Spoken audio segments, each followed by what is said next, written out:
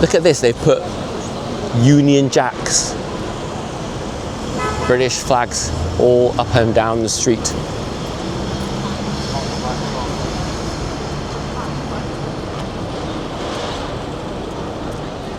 I think it's lovely to see. What do you think? Because over the last few years, there's been so much sort of anti-nationalist, anti-patriotic kind of rhetoric that kind of they've tried to make out that the Union Jack and the US flag and just flags in general are a bad thing, that they're a sign of nationalism, and that nationalism is a bad thing and patriotism is a bad thing. So it's really refreshing to see all of Regent Street decked out with Union Jacks. Hey guys, it's a lovely 23 degrees here in London today, and I'm enjoying it so much. We've had a pretty good spring so far this year, actually.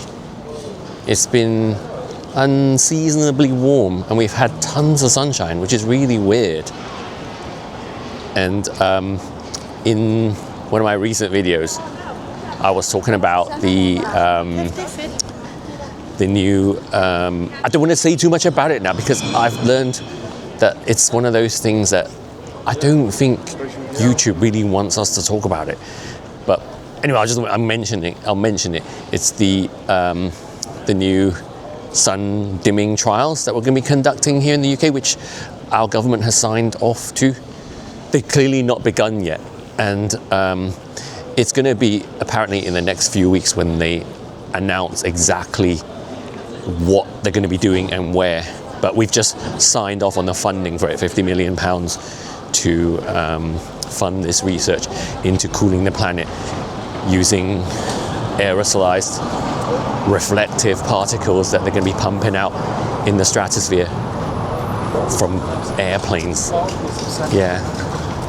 I'm not going to say anything more about it now because, yeah, I've learned from kind of looking at my videos, monitoring their performance, that, and it's something I've kind of always known, but I'm learning a bit more with every video, that there are things that we're not forbidden from talking about, but they just don't really want us to discuss, because they're not things that are fully out in the open, and you can talk about them without, like, you're not spreading any misinformation, because it's true that these things are happening, but there are a lot of things that happen in the world kind of in the background, right, that our governments don't really want us to know about. That's why you don't really hear about them, except in conspiracy circles. Or if you're like, if you're someone like GB News, you're allowed to talk about these things, right? There are certain sort of mainstream voices who they're like given the remit to be the ones to report on these things, but the average Joe isn't allowed to talk about this stuff. And yeah, this is what I'm kind of like, I'm gonna flip my camera around so you can see what I'm seeing. Yeah, the average Joe isn't supposed to talk about things that are not like conventional normie issues that they want us to talk about, because there are so many things that people in society argue about today, a lot of it around identity politics, for example, that although they seem controversial, you know, like all this racial stuff and gender and sexuality and left-right politics, these things get people up in arms, fighting, debating, and there's a leftist view on it and a right-wing view on it, and that's the stuff they want us arguing about. I mean, both sides are always complaining that they're being muted and censored. And yes, I think there is a degree of censorship on both sides, depending on the issue. But overall, though, we're supposed to be fighting over those things. You know, if something is all over social media, then it's something that you're supposed to fight about, whether you're right or wrong. You know, there's like a general liberal mainstream consensus on what is the correct view to have on that subject, and then the people on the other side of the subject are like the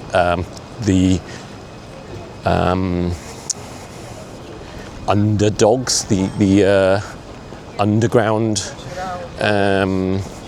What's the word for it? What's the word I'm looking for? The resistance, right? And the resistance is sometimes on the left and it's sometimes on the right, depending on what the issue is. So, you know, when it comes to like woke identity politics, the resistance is on the right. But when it comes to certain wars, the resistance is on the left. And again, I'm not going to say any more about I'm not going to go into more detail about those subjects, because this isn't the purpose of my video today. I'm going on a big sidetrack again, as usual. What I was trying to say is that, I'm kind of like gradually learning as I go along what I can and cannot say. And I've been doing social media long enough. I've been doing it for years to know what I absolutely cannot say, that what will get me shadow banned and deplatformed. That's happened to me numerous times. And so I don't want to lose any more accounts, and I don't want to be shadow banned anymore. So there are certain things I know obviously I will never say anymore, sadly.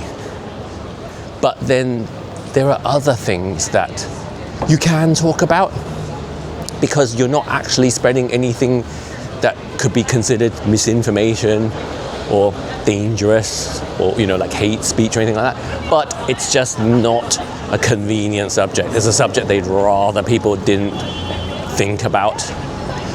And those are the subjects where you're not going to get any strikes. You're not going to get punished explicitly, but you'll just get muted, as in, they're not going to promote your video. It's going to have very limited exposure, and that's what I'm learning.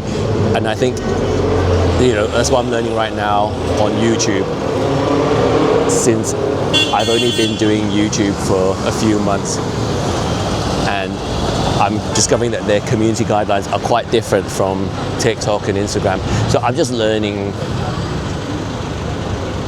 I'm learning where the boundaries are.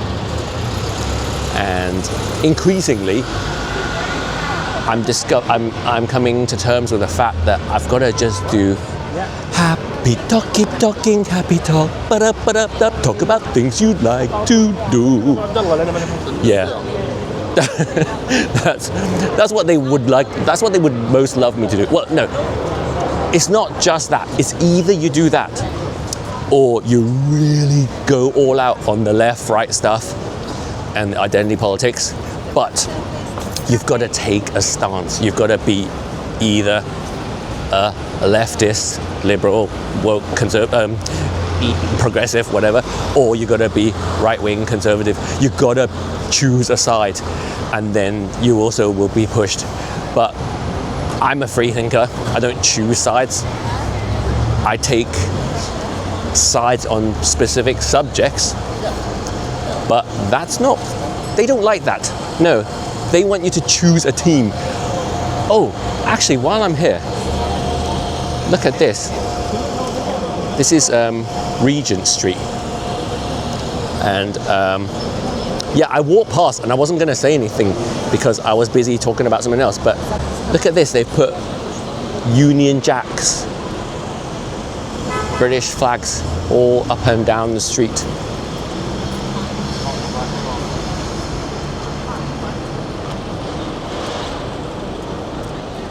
I think it's lovely to see. What do you think? Because over the last few years, there's been so much sort of anti-nationalist, anti-patriotic kind of rhetoric that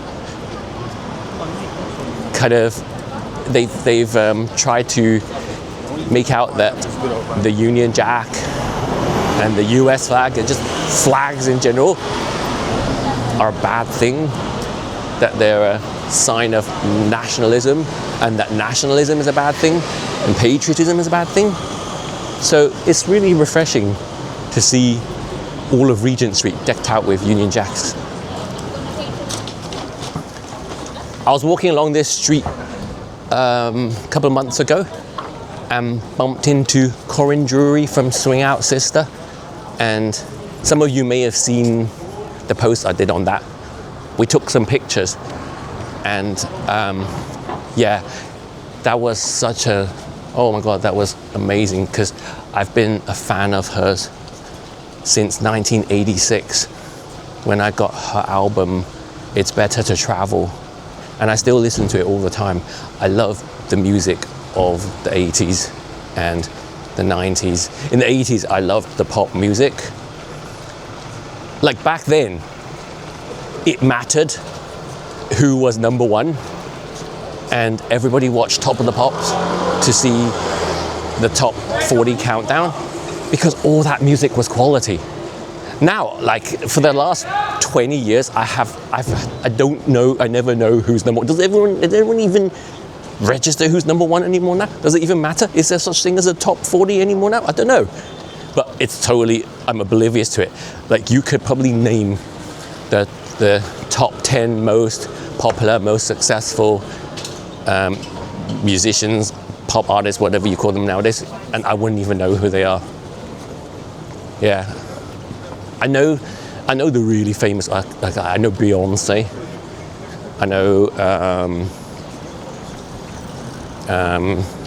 Taylor Swift, you know, people like that, but I don't know most of their songs.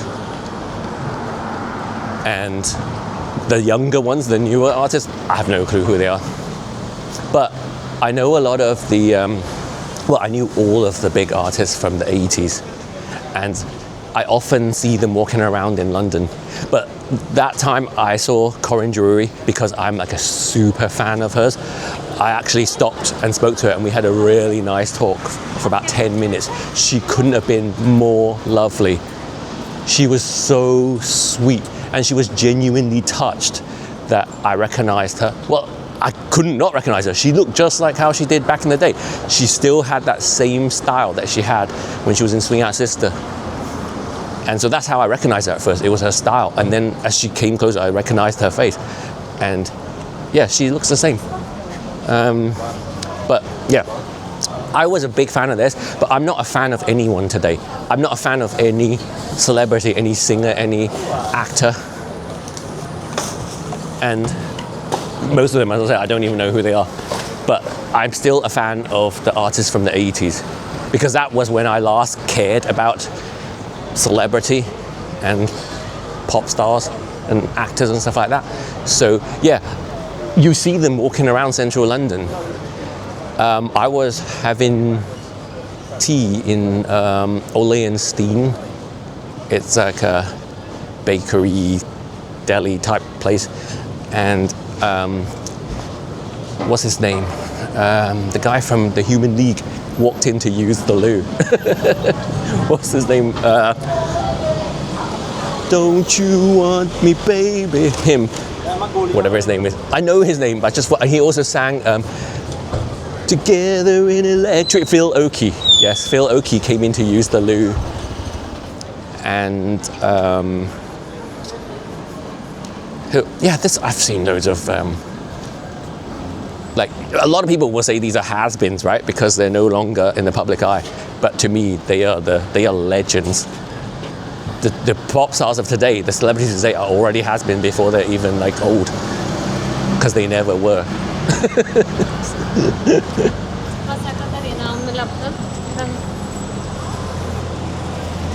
Oh yeah, London is so nice when the weather is like this. Everybody here is so happy so chill when the sun is out. It's all we ask. So I'm going to wrap this one up here, and please leave me your comments if you agree or disagree with anything I've said, and do give this video a like, and please hit the subscribe button if you're not already subscribed to my channel, and the little bell so you get notifications. All of this makes a difference to my performance as a new YouTube creator, and I really appreciate it. Thank you.